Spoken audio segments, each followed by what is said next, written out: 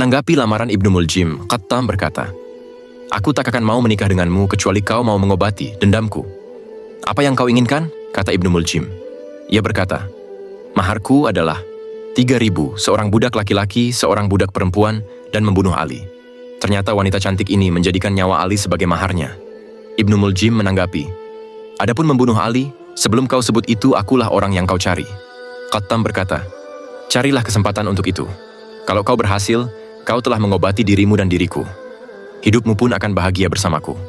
Kalau engkau yang terbunuh, pahala di sisi Allah lebih baik dari dunia dan seisinya."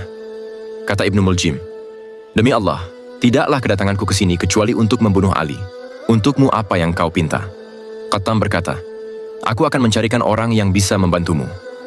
Lalu Qattam mencari seorang laki-laki dari kaumnya, namanya Wardan. Ia berbicara dengannya dan Wardan pun menyanggupinya. Lalu Ibnu Muljim menemui seorang yang terkenal pemberani, namanya Syabib bin Bujrah.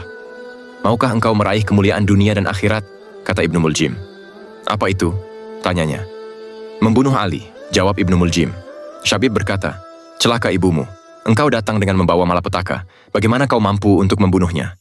Ibnu Muljim berkata, "Bersembunyi di jalannya menuju masjid. Saat dia keluar untuk salat subuh, kita sergap dan habisi dia. Kalau kita berhasil, kita telah mengobati diri kita sendiri. Dan kalau kita yang terbunuh, pahala di sisi Allah lebih baik dari dunia dan seisinya." Syabib berkata, "Celaka engkau. Kalau itu bukan Ali tentu lebih ringan. Kau tahu bahwa ia adalah orang yang pertama-tama memeluk Islam, seorang yang utama, dan berjasa dalam Islam. Berat rasanya bagiku untuk membunuhnya." Ibnu Muljim berkata, "Tidakkah kau tahu bahwa dia telah membantai para ahli ibadah yang saleh di Nahrawan?" "Iya," jawab Syabib. "Kalau begitu kita membunuhnya sebagai balasan atas terbunuhnya teman-teman kita itu." Kali ini alasan Ibnu Muljim bisa diterima Syabib, karena pembunuh hukumannya pun dibunuh.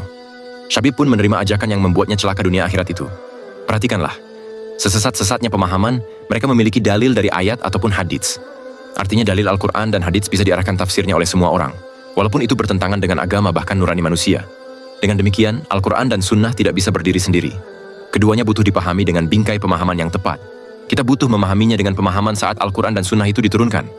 Saat belum ada penyimpangan, saat di mana orang-orang yang mengamalkannya, semuanya mendapat pujian Allah dan Rasul-Nya.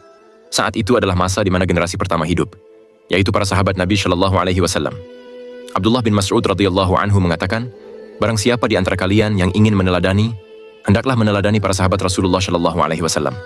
Karena sesungguhnya mereka adalah umat yang paling baik hatinya, paling dalam ilmunya, paling sedikit bebannya, dan paling lurus petunjuknya, serta paling baik keadaannya. Suatu kaum yang Allah telah memilih mereka untuk menemani nabinya, untuk menegakkan agamanya, maka kenalilah keutamaan mereka, serta ikutilah atsar-atsarnya, karena mereka berada di jalan yang lurus."